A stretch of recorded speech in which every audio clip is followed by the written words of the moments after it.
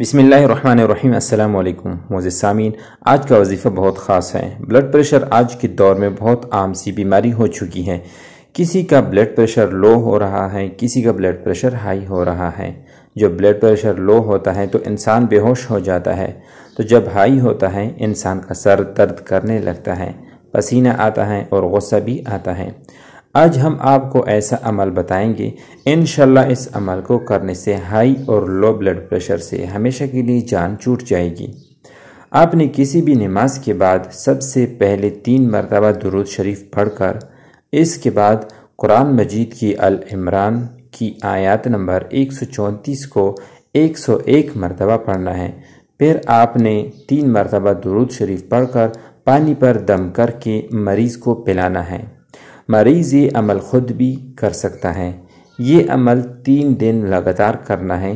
انشاءاللہ 3 دن میں blood pressure کے مرض سے ہمیشہ کے لیے نجات مل جائے گی۔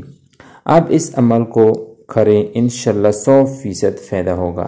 آپ اس عمل کو خود بھی کریں اور صدقہ جاریہ کی نیت سے باقی لوگوں کو بھی بتائیں تاکہ وہ بھی اس سے مستفید ہو سکیں۔